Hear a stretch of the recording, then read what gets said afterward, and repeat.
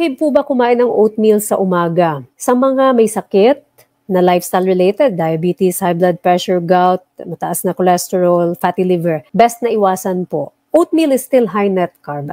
Mataas pa rin ang net carb ni oatmeal. If you read the label, yung isang parang bowl ng oatmeal na ganyan will give you anywhere from 40 to all the way to 60 grams of net carb per day. So imagine nyo kung keto ang sinusundan nyo, edi lagpas-lagpas na po.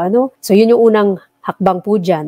So, ano nga po ba yung stage ninyo? I don't want to completely say na ang oatmeal ay never nyo nang makakain. It really depends on your stage at ano yung kalusugan talaga ninyo. Kung talagang meron kayong sakit, lalo pat diabetes, you really want to stay away from high net carb. So, sa healing phase, best po yan i-avoid. Ngayon, kung kunyari kayo ay someone who is doing low carb preventatively. So ano yung mga tao na yun? For example, mga katulad ko, wala namang lifestyle-related sakit, ginagawa lang ang pag-low carb para ma-prevent, para hindi na magkaroon ng sakit. Kasi sa family ko, napakarami pong sakit. Cancer, diabetes, stroke, heart attack, lahat na meron sa pamilya namin. Kaya preventative yung ginagawa ko. Wala naman akong mga ganung sakit, but I am preventing from having that sakit by doing low carb and doing my exercises regularly, muscle, yung strength training, muscle building. Mga taong katulad ko po, at lalo pa yung mga taong metabolically flexible. So, caution lang ha, ito ay medyo advanced na konsepto na.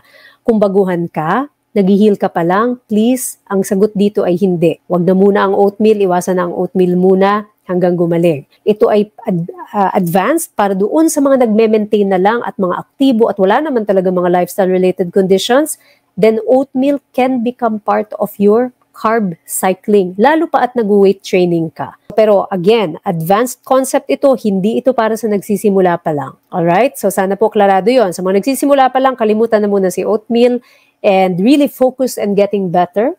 And as you get better, then you move up through the different stages ng paglo-low carb. So again, there's the initial phase which is yung intensive, ito yung healing phase. The next phase is yung phase na healed ka na, so semi-healed, Healed ka na dahil gumaganda yung mga parameters mo, pero hindi ka pa completely reversed. And finally, yung maintenance phase, wala na. Wala na yung mga sakit mo, okay na lahat.